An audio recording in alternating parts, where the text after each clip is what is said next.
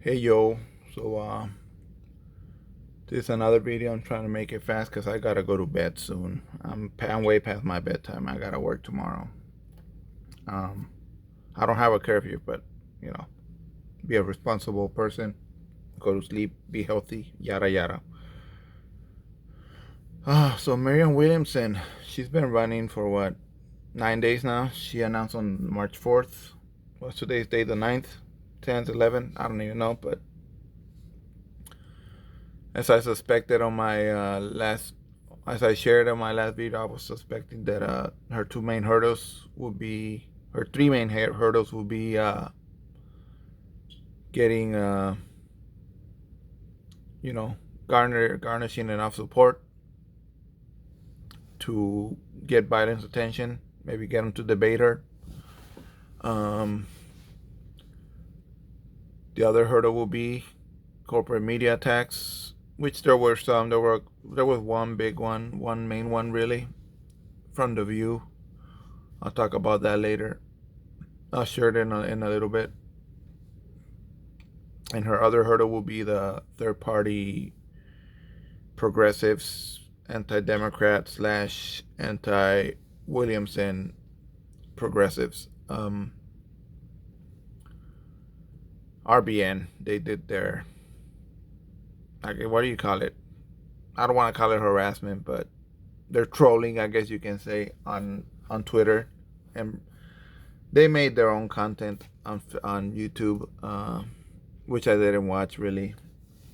You can only watch so much dissenting opinions, which I do. I do. I like to step out of my comfort zone, out of my own silo, my own bubble. But I'm not gonna follow every freaking right wing rabbit hole or anti Williamson rabbit hole. You can only handle so much. But so quite a few corporate media outlets gave her coverage. I think more than half were somewhat fair, at least, or fair, uh, or at least not as big smear jobs as I thought they would do. I think she spoke to that dude from Fox News, Jesse Waters, I think. I didn't see that interview though. I only saw a little bit of it, of Williamson talking about the issues. She does what she's been doing right now. She's very policy focused, or talking about issues, not about virtue signaling BS and trying to butter us up with diversity and uh, and bigotry only. Like, only talk about that. No, let's hear the policies. We know you're pro gay people. We know you're pro.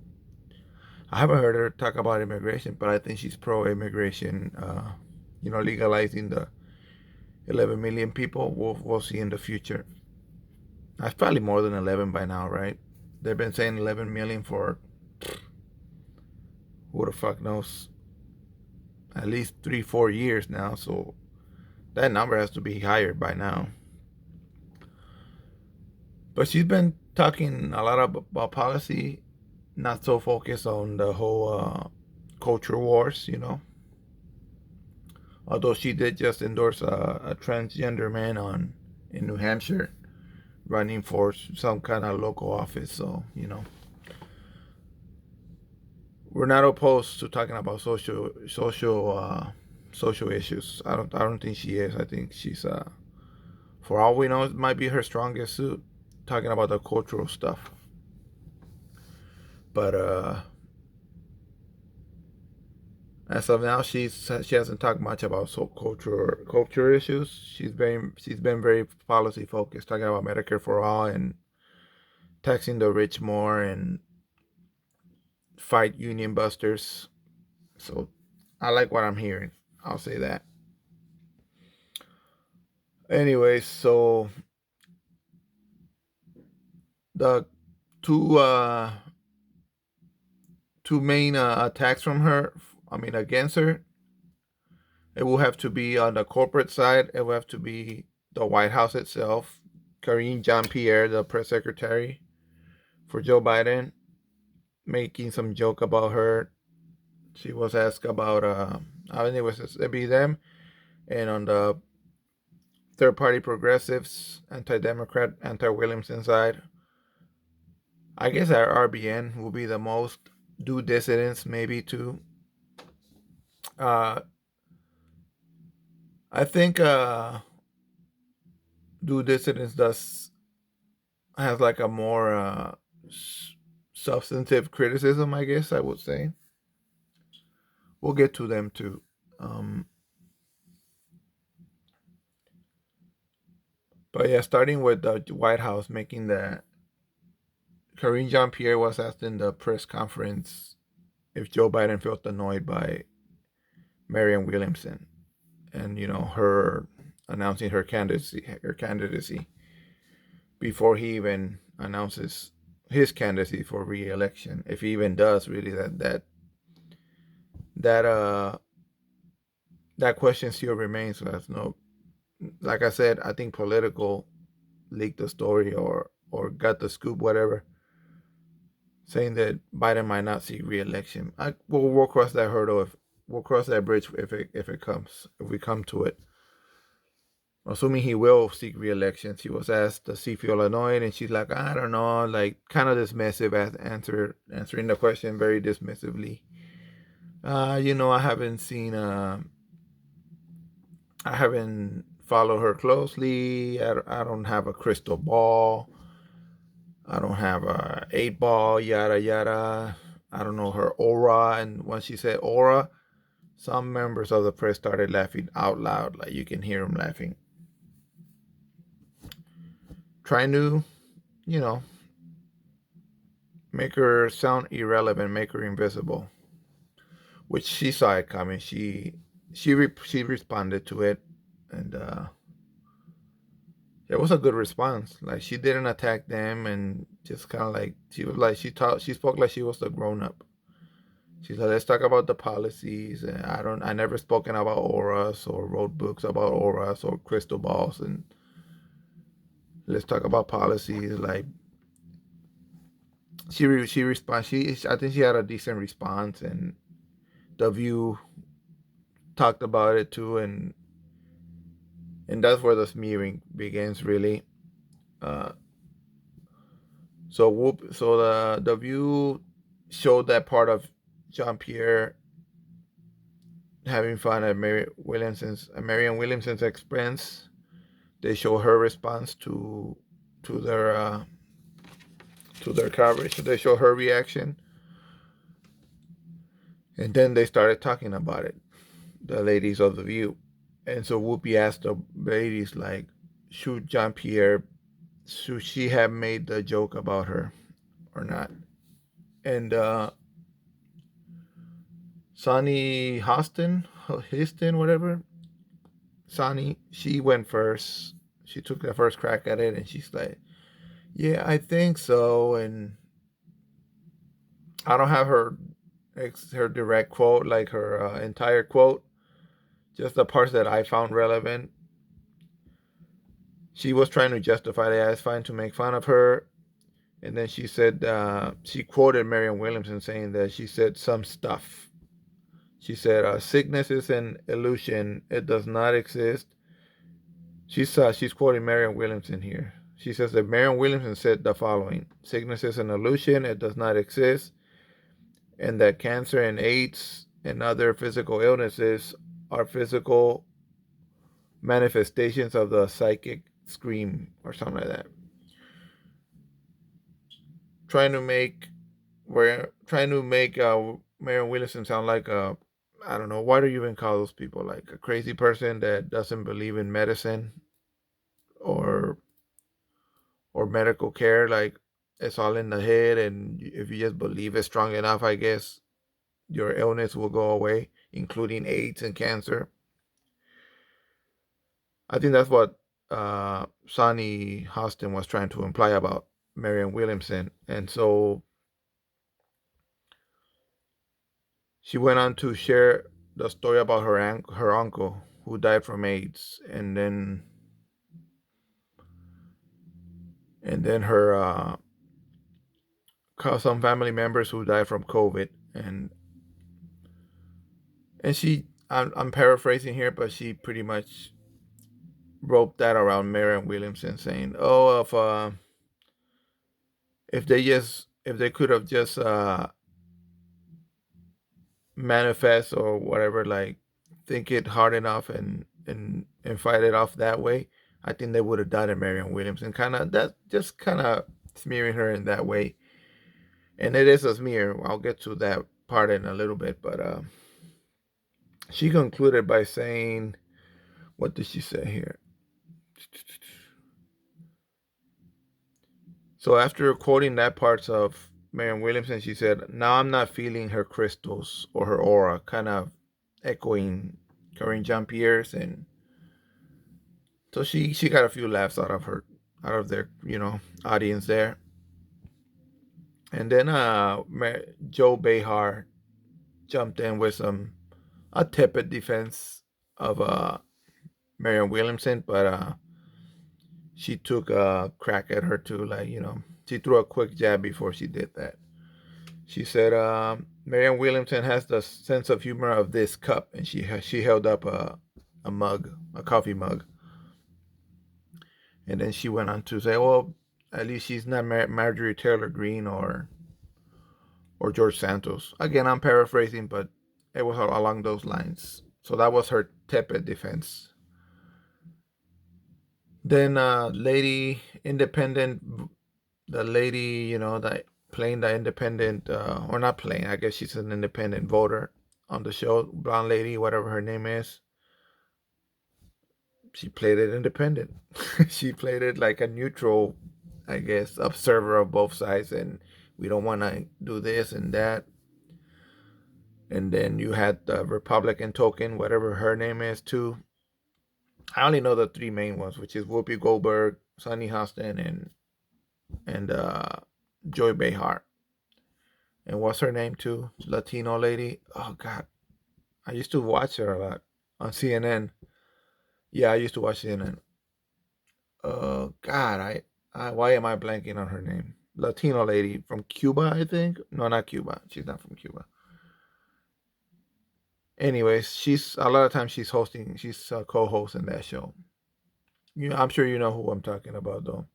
She's either still a Republican or a former Republican, but she's an anti-Trump Republican. Oh God, I hate myself for not knowing her name right now. So the Republican lady that was there, the Republican token, she was being sarcastic. Oh, I think it's wonderful that she's running with the Democrat side. I hope she becomes the nominee, because in her eyes, Marianne Williamson is a cake, and it's a walk. It's a cakewalk. It's a walk in the park. Like they'll be the Republicans will defeat her. And real quick to that dude, to that sentiment, like we're not even worried about Donald Trump. We people here on the progressive side, either if you supported Bernie in 16 or 20, or if you support Marianne Williamson right now, we're not even worried about Donald Trump. He's not the biggest challenge, not our biggest hurdle. I think it's a bigger hurdle for her to win the Democratic nomination than to beat Donald Trump. I think it'd be a lot easier to defeat Donald Trump. The hard part for us is getting that Democratic nomination, or even a freaking debate with Joe Biden. Trump does not play a factor. He doesn't scare us. We know we have a stronger message than him. We know Marianne Williamson will do a fine job debating that loser. So, got my cat here. So you see that? That's my cat. Jesus, you're shedding like crazy. Say hi. She's shy. Anyways. So yeah, Republican token lady of the View. I hope she's the Democratic nominee. That's really our biggest hurdle. It's not Donald Trump. But yeah, so Sonni making that comment. she took Marianne Williamson out of context. She's quote I think she's quoting her from way back in the 80s or something like that, or it was a long time ago, maybe early 90s. But I think those quotes come from if my understanding is correct, those quotes are from excuse me. Those quotes are from um, the AIDS epidemic. And long story short, AIDS in the 80s, it was pretty much a death sentence. And those people that were suffering were mostly gay men from the AIDS epidemic, if I understand it correctly, and or just gay people in period. But gay men, I think they were the the largest group with AIDS. The government wasn't doing much. Ronald Reagan, super conservative era, super fundamental in Christianity, and not very big fans of the gay community. So when it was affecting them, mostly gay people, they didn't really care. And Marianne Williamson was one of the few persons that would go to these sick people with AIDS that were dying with AIDS and helping them out, like trying to make them feel comfortable, give them whatever medical care they could get. She raised money for them and gave some of her own money, of course. She started an organization, Project Angel Food or something like that, um, to bring food to people with AIDS that couldn't leave their homes. Homebound, I think they call them. Marianne Williamson was doing all that shit, and I think those quotes come from her trying to comfort them, at least mentally, because there was no cure. There was no medical procedures or anything to fight it off to prolong the life of gay people. And like I said, it was like a death sentence back in the 80s, and so she was trying to make them at least feel healed spiritually, at least, or apparently she held the hands of some of these people as they were dying. In their last moments, she was there holding their hands. And I don't know if Sonni didn't know that. I don't know how the fuck she got those quotes and not know the rest of it. Either they're that bad at doing research, or they're that bad faith at trying to smear her, or make her not a serious candidate and visualize her against Joe Biden. And like I share my suspicions on my last video. I mean, if you pay attention to this stuff, you saw it coming too. I'm sure you did. And so that's what happened with The View. Marianne Williamson quote tweeted that little clip of them criticizing her, and she said, "Hey, bring me on," because Whoopi Goldberg too played Mrs. Neutral. According to Kyle Kalinske, I gotta re-listen to it again, but I think he alluded to Whoopi Goldberg being with Marianne Williamson during that time, or being a close friend or something, a close affiliate. So apparently Whoopi Goldberg was well aware of what Marianne Williamson was doing in the 80s, trying to help the people with AIDS. But when that whole smear job was going on with Sonni Hosten, Whoopi Goldberg remained numb. She didn't say much, playing Mrs. Neutral like she didn't know, just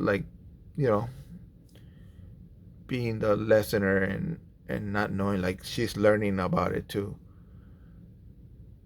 And she could have said like, "Nah, I was there," and she's being misquoted here or quoted out of context, but she didn't.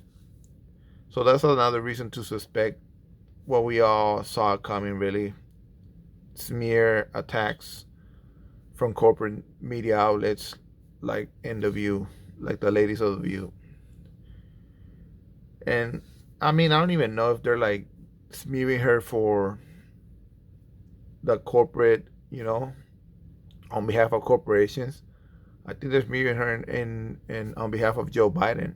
They just like Joe Biden because they're sold on the whole mirage that Joe Biden cares about people or pro union and all that, and but they don't pay attention to his freaking actions. And so, I mean, I think that could be it because I used to be a neoliberal, CNN viewing, MSNBC viewing, the View viewing, uh, political junkie. I was in that freaking world for like a decade, and that was the image I had about Obama. Like Obama did some good things. Don't get me wrong. One good thing that affected me personally, but that's a story for another day. But a lot of the things Obama did, um, no, they weren't. I didn't see them because I had that illusion in my head, man. I had that veil, and it's hard to get out of it. And I'm not gonna lie, but I'll share how I got out of it eventually another time. But so that was the corporate media smear job. On the third party, you know, third party progressives, anti-Marianne, Williamson, anti-Democrat guys, I guess RBN and do dissidents. RBN is just, it was like, what's the word I'm saying? What's the word that I used earlier? They were trolling her Twitter account. I don't know how many times they did, like 4 or 5 times at least that I saw. Everything she would tweet, no matter what the issue, they were like posting the same garbage. Pretty much that interview they had with her, that went like sideways fast. It was very hostile interview of Marianne Williamson. They kept posting that and making their own commentary. Those dudes, man, I just don't trust them guys. CJ and what's the other guy, Nick Cruz or something. I just don't find them to be honest players, honestly, like good faith people. Maybe I'll share why in another video. But yeah, that was the main thing on Twitter with her. Like they kept trolling her and posting that video, and they're just trying to pick a fight. They want to pick a fight. They want a response from somebody, I guess. The only ones responding to all these people would be the Vanguard. The Vanguard is very favorable to Marianne Williamson. That'd be what's their names? Zach and I can't remember the other guy's name. God, I'm bad with names. Ana Navarro. That was the lady I was thinking of with on The View. Ana Navarro, Republican Latina lady, anti-Trump. And now I can't think of this other name. Zach and the Vanguard boys, anyway. Very pro Williamson, and they take shots at RBN whenever they deem it warranted. Same thing with Do Dissidents. Do Dissidents are like, they kind of are. I enjoy those guys' shows too. I enjoy their show, Do Dissidents. I don't watch it as often as I do the Vanguard, but yeah, I think they have some good context, and I think they make good points sometimes. And the crux of the matter between those two, especially Do Dissidents and the Vanguard, they take shots at each other, both channels. They're kind of fun to watch, but crux of the matter is the whole dirty break thing, and Vanguard is under the impression that Marianne Williamson might do it, although Marianne Williamson hasn't really committed to a dirty break, but she has alluded to it. Like, if the whole thing that what Marianne Williamson says is that if the Democratic Party doesn't treat me fairly, then I would definitely consider a dirty break. And then you hear do dissidence guys saying that's not a commitment to a dirty break. Like they want her to say, I will do a dirty break if I don't get the nomination here, no matter what, whether I get treated fairly or not. I won't commit to a. I will do a dirty break. That's the kind of commitment the do dissidents guys want to hear, and they're not gonna get it. I don't think so. And I'm not even. I mean, if she wants to do a dirty break, and I agree with her that she doesn't get a fair shot on the Democratic side, which it might be the case, I might support her dirty break, honestly. But I'm not fully sold on the strategy. But that's what the due dissidents guys want to hear. And RBN, I don't even care. I don't even know if they even care. I don't. She might say it. Yeah, she. Let's say she says she does say it. I'm committed to it. I'm gonna do it. I can picture RBN saying, "Oh, she's a liar. I don't believe." I think that's how anti-Williamson they are on that channel at RBN.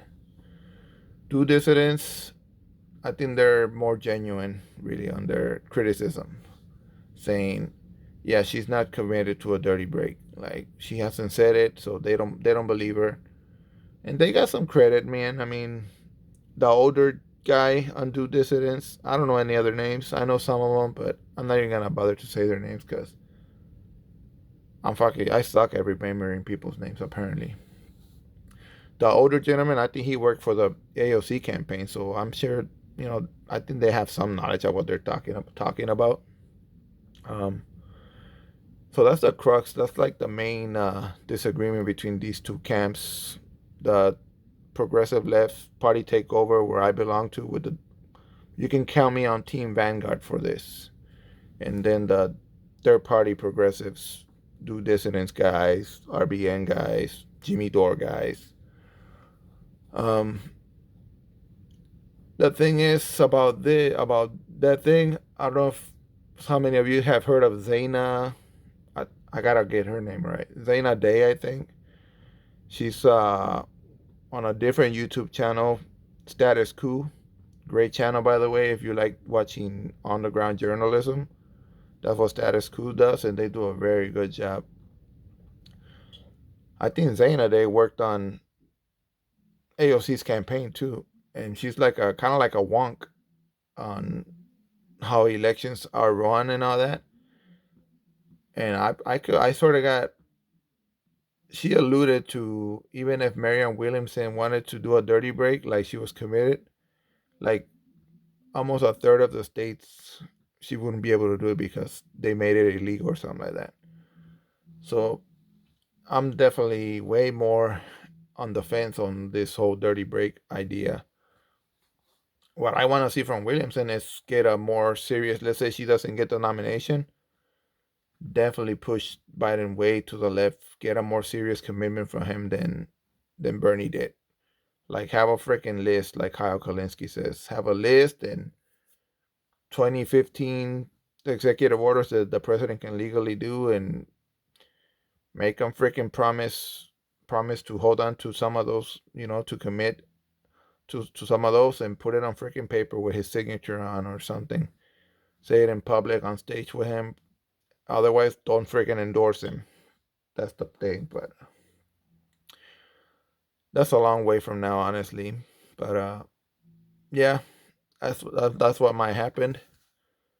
Not sure about the whole dirty break, but that's how Marianne Williamson's first week went, really, with the corporate media attacks slash Democratic corporate machine attacks and Democratic Party corporate machine attacks, and the third party progressives that are very, very anti-Democrat and very, very anti-Williamson. Keep chugging along. I'm still on Team Miriam, and we're just gonna keep going and see what happens.